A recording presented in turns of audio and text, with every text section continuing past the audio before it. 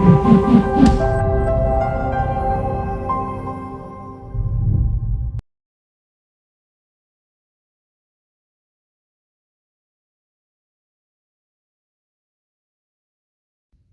real estate nerds, this is Alex Yoder with Pro Tip Tuesday, my favorite day of the week.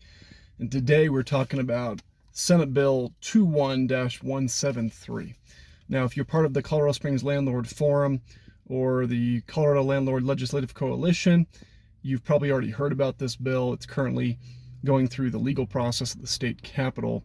It did pass in committee by a hair and will soon be proceeding to be heard in front of the Senate, at which time they will be accepting additional testimony. So this is the time to be speaking out against this bill, which we believe would be detrimental to landlords in Colorado. This is the time to be sending letters through what we call a call to action. And I did post that call to action link on the Colorado Springs Landlord Forum Facebook page.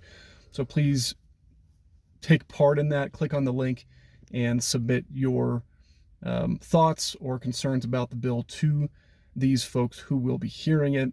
You don't have to be original in your content. You can simply put in your name and basically say ditto in the language that we've already provided. So it's super simple to take part in that.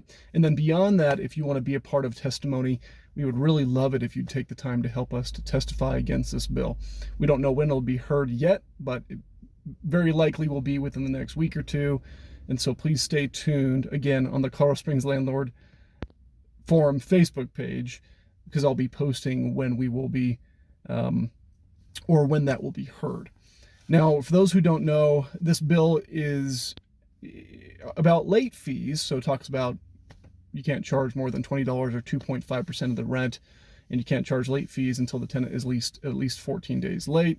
But some of the bigger concerns that we have in the lack of balance of this particular piece of legislation is concerning the removal of the bond requirement on folks who want to appeal an eviction action or an eviction judgment.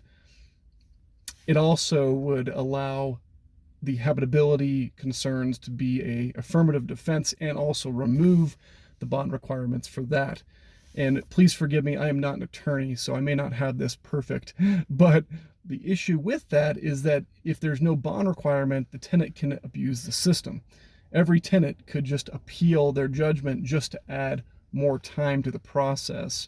Whereas right now, if you were to appeal, you would have to pay to the courts the amount of rent that you owe, so that, they know that you're not just playing games. They know that you're not just taking advantage of the system. You have a legitimate, issue or concern with the way that the case was heard. So again, I'm not an attorney, but that's some quick kind of bullet points on a few of our concerns with this particular piece of legislation. And in our opinion, this is probably the most damaging piece of legislation that we're seeing as landlords here in Colorado this year. Beyond that, just for those who don't know, there is a Colorado eviction moratorium in the works that will probably drop within the next week or three.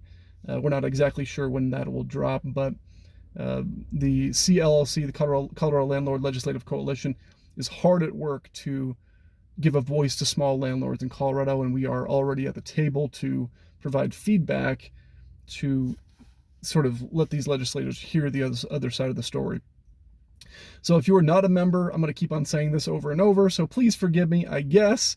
If you are not a member, please go to Colorado Springs or Colorado Landlord Legislative Coalition.org and click on the link to join. It's only $60 a year at a minimum.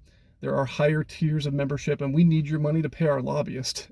Having a lobbyist running around at the state capitol and bending the ear of legislators makes a huge difference to get us at the table in negotiation on these bills, but also to get our voice heard for folks who are voting on these bills. So we need your money to pay our lobbyist. We are a brand new nonprofit that's fighting for landlords in Colorado. So please consider joining if you haven't already. But if you do go to that website, you can also click on